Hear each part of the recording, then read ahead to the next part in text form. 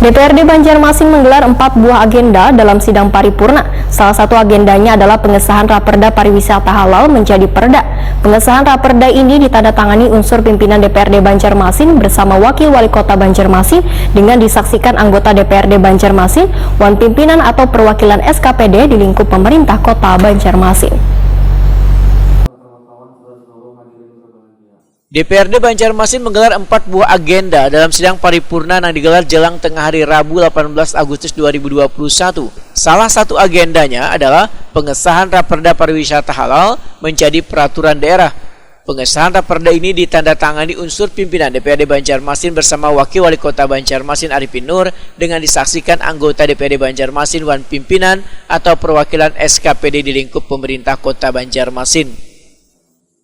Mari kita saksikan bersama penandatanganan persetujuan bersama penetapan peraturan daerah Kota Banjarmasin tentang pariwisata halal yang akan ditandatangani oleh pimpinan DPRD Kota Banjarmasin, kemudian dilanjutkan untuk ditandatangani oleh Wakil Wali Kota Banjarmasin.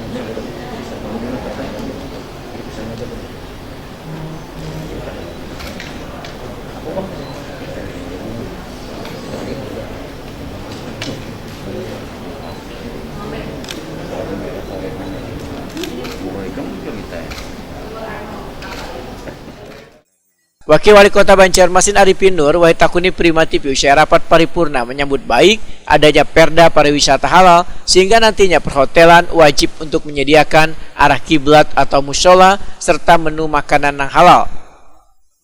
Ya, supaya halalan tebah lah gitu. Jadi mungkin fasilitas kita tuh ada nuansa gitu. Jadi setiap ada fasilitas apapun ada nuansanya lah.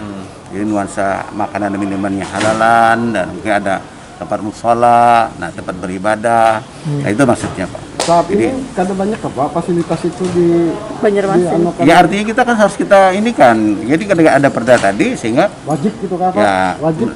Kalau mungkin di atas wajib lah kalau ada bisa. Oh wajib lah. Supaya artinya kita menyesuaikan dengan kebutuhan warga Muslim kita yang lebih mayoritas. Gitu. Tapi THM masih tumbuh subur di sini. Ketua Pansus Raperda Pariwisata Halal Hilyah Aulia menyatakan bagi pelaku usaha yang bersedia menerapkan Perda Pariwisata Halal akan mendapatkan reward. Kebijakan pemberian reward akan diatur melalui perwali atau turunan dari Perda tersebut. Sedangkan reward yang akan diberikan menurut politisi Partai Kebangkitan Bangsa ini adalah pengurangan pajak. Selain itu pelaku usaha juga akan diberikan sertifikat pariwisata halal.